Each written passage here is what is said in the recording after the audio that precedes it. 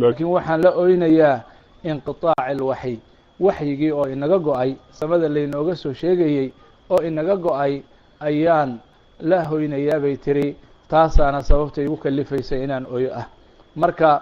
aad iyo aad ayay muhim u tahay dadka muslimiintahi had iyo jeer masaa'ibtooda socota inay ku xusuustaan nebiga calayhi salaatu wasalaam musiibadoodu markaa waxay noqonaysaa mid yar oo fudud maxaa yeelay ummaddan musiibo soo marta oo ka weyn geridii nebiga calayhi salaatu wasalaam ma jirto nebigu calayhi salaatu wasalaam ma oga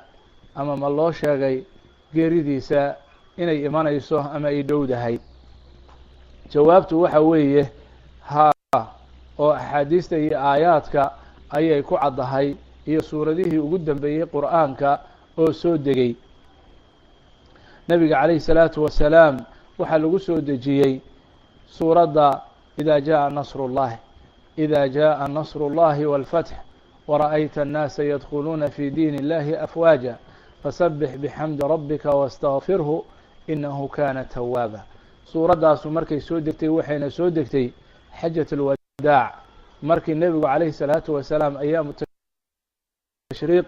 uu mino joogay ayay ku soo degtay wuxuu u yeeray gabadhiisa faadumo wuxuu ku yihi naftaydii geerideeda ayaa la ii sheegayaa la ogeysiinayaa yacni suuraddan macnaheedu inay saas tahay haddaad aragto diintii ilaahay subxaanahu wa tacaala nasrigii inuu yimi diintiina ay faaftay dadkiina ay diintii xoog u gelayaan tasbiixda iyo istikfaarka badso maxaa yeelay geeridaadii baa soo dhowaatay marka adduunkan inuu ilaahay subxaanahu wa tacaala kaa oofsado sidoo kale xajat alwadaac waxaa ku soo degay maalintii carafa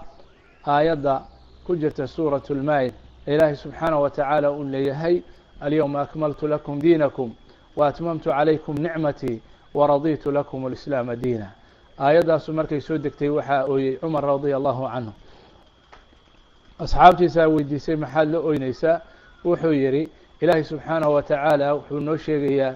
diintii inay dhammaystirantay ilaahayna subxaanaه wa tacaala nicmadiisii uu noo buuxiyo noo dhammaystiray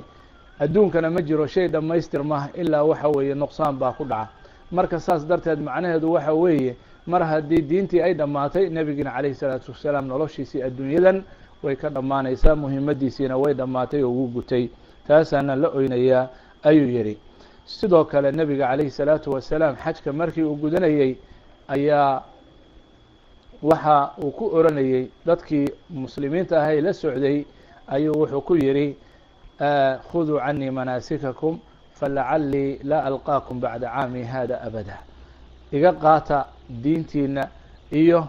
sidaad u gudanaysaan xajka iyo cumrada sidaad u gudanaysaan iga qaata falacalii laa alqaakum bacda xajati haadih aw lacalii laa alqaakum bacda caami hada abada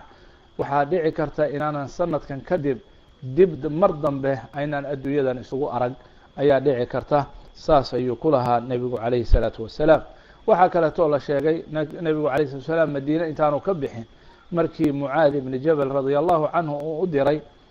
yemen oo uu la dardaarmayey oo uu la socday ayuu wuxuu ku lahaa ba la yihi mucaadow waxaa dhici karta sanadkan kadib inaanan dib isu arag ayaa dhici karta ama liqaagan kadib kulankan kadib inaynan dib isu arag halkaasoo mucaad radia allahu canhu uu la ooyey nebiga calayhi الsalaatu wasalaam markii uu gartay inay dhici karto inaanu dib dambe aanu u arag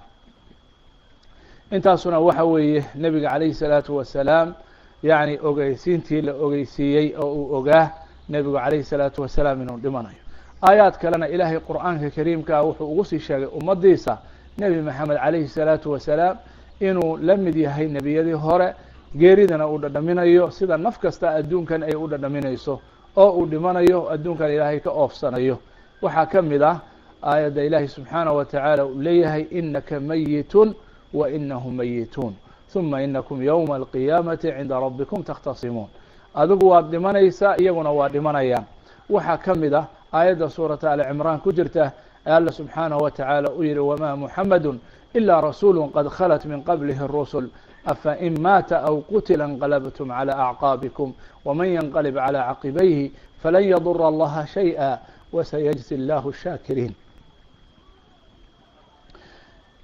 haddii aan soo koobo marka siday xanuunku ugu bilowday nebiga calayhi الsalaatu wasalaam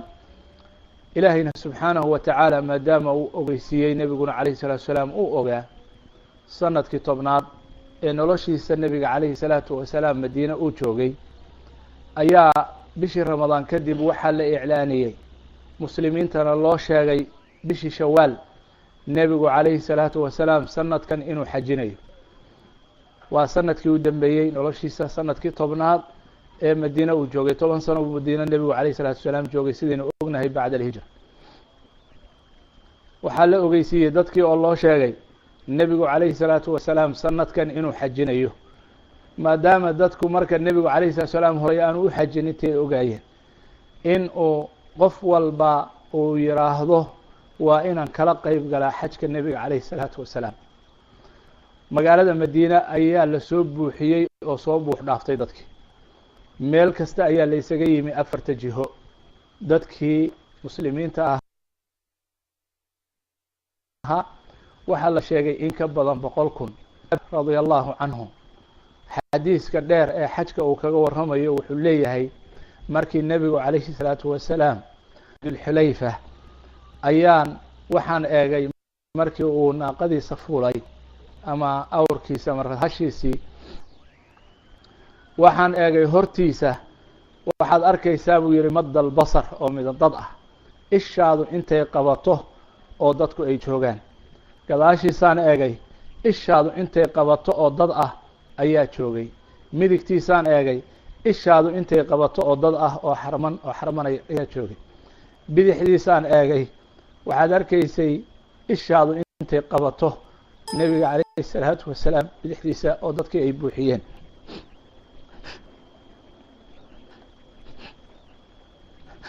waxaan ognahay walaalayaal markaa ka hor nasriga ilaahay subxaanahu wa tacaala nebigiisa calayhi salaatu wasalaam uu siiyey, diintiisana ilaahay u ballan qaaday.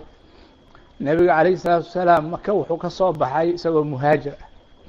waqtigaa ka hor 10 sano ayuu wuxuu ka soo baxay magaalada maka isagoo keligiisa oo ula socdo saaxiibkiisa abubakr radia allahu canhu. waa 10 sano waqtigaa waqti laga joogo. maantana wuxuu u socdaa xajkii maka ayuu u socdaa oo uu furtay nebigu calayhi salaatu wasalaam sanadkii fatxu maka ee 8aad ee hijrada. 2 sano waqtigaa ka hor ayay makana soo gashay dowladda islaamka ku soo birtay. waxaana la socda intaa khalqi jaabir uu inoo fasiray oona garan karno tiradooda 4 jihaba intii ishaadu qabato nebiga calayhi salaatu wasalaam dadkaasu inay la socdaan. waxaa lagu qiyaasay dad 100,000 kor u dhaafaya inay ahaayeen. nebigu calayhi salatu wasalaam markii xajka uu soo aaday saan sheegay wuxuu ku oranayey sida uu ku yihi jamaraadka markii uu ridanayey dhagaxa la tuurtay xajka, wuxuu oranayey ayuha الnaas khuduu canii manaasikakum falacalii laa alqaakum bacda haami hada abada. iga qaata xajka sidaad u gudanaysaan. walidaalika ayay tahay walaalayaal xajka gudashadiisu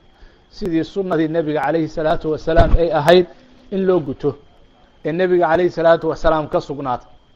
hebel baa yihi iyo hebel baa yihi maaha, sidii ka sugnaatay nebiga calayhi salaatu wasalaam ee uu yihi khuduu canii manaasikakum. taasuna waxay ahayd dardaaran. xajadaasna waxaa loo